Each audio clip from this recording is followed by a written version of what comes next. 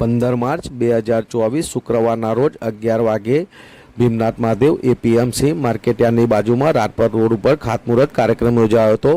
મહેમદાવાદ નગરપાલિકા વિસ્તારમાં સરકારશ્રીની ગ્રાન્ટમાંથી લગભગ 3.5 કરોડ ઉપરની માતબર રકમના વિકાસના કામો મંજૂર થતા તે કામોના ખાતમુહૂર્તનો કાર્યક્રમ યોજાયો હતો, જેમાં કાર્યક્રમના મુખ્ય અતિથિ અને મંચસ્થ મહેમાન એવા પૂર્વ કેબિનેટ મંત્રી અને હાલના ધારાસભ્ય શ્રી અર્જુનસિંહ ચૌહાણના હસ્તે ખાતમુહૂર્ત કરવામાં આવ્યું હતું। આ કાર્યક્રમમાં મોટી સંખ્યામાં નગરજનો ઉપસ્થિત રહ્યા હતા, વેપારીઓ પણ ઉપસ્થિત રહ્યા હતા, જેમાં માર્શલભાઈ જે કે શાહ, ડૉક્ટર નૈસરભાઈ, સંજયભાઈ, મુકેશભાઈ, રસિકભાઈ, લાલભાઈ વેરે માતાવાળા, ગોપાલભાઈ, વિપુલભાઈ મિસ્ત્રી જેવા મોટી સંખ્યામાં લોકો ઉપસ્થિત રહ્યા હતા। ત્યારે મહિલાઓમાં પૂનમબેન મહેતા, ગીતા ભટ્ટાચાર્ય, દીપ્તિબેન ભટ્ટ, પારુબેન શાહ જેવી મહિલાઓ પણ આ કાર્યક્રમમાં ઉપસ્થિત રહી હતી અને મહેમદાવાદ નગરપાલિકાના કર્મચારીગણ જેમાં રાજુભાઈ એસઆઈ,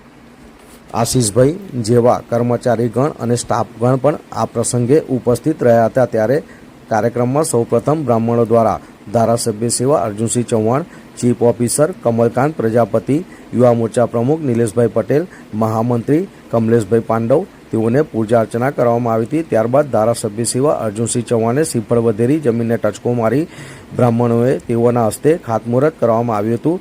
ત્યારે આવેલ સૌ મહેમાનોનું સ્વાગત તેમજ સન્માન કરવામાં આવ્યું હતું અને મહામંત્રી કમલેશભાઈ પાંડવ દ્વારા સુંદર એન્કરિંગ કરી કાર્યક્રમની માહિતી આપવામાં આવી હતી અને આવેલ મહેમાનોનો આભાર વિધિ પણ કરવામાં આવી હતી।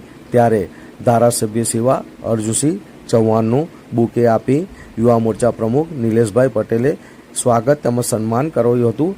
ત્યારે મહેમદાવાદ નગરપાલિકાના ચીફ ઓફિસર એવા કમલકાંત પ્રજાપતિનું નગરપાલિકાના એન્જિનિયર એવા હર્ષદભાઈએ તેઓને બુકે આપી સ્વાગત તેમજ સન્માન કર્યું હતું। ત્યારે યુવા મોરચા પ્રમુખ નિલેશભાઈ પટેલનું ગોપાલભાઈએ બુકે આપી સ્વાગત તેમજ સન્માન કર્યું હતું અને કાર્યક્રમને અનુરૂપ સુંદર પ્રાસંગિક વક્તવ્ય પણ આપવામાં આવ્યું હતું।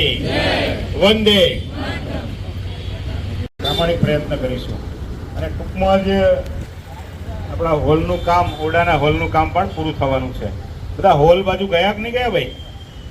એકાદ વખત આપણે ટીમ આખરી લઈને જઈએ, આપણે કદાચ હજુ સૂચન હોય તો હજુ ફેરફાર શક્ય છે દાદા સંજયભાઈ, કારણ કે આ 20 કરોડથી વધુ હોલ બનવાનો છે અને આપણા જે પણ નાની મોટી જરૂરિયાત રજૂઆત હશે એ ઝડપથી પૂરો કરવાનો આપણે પ્રયત્ન કરીશું।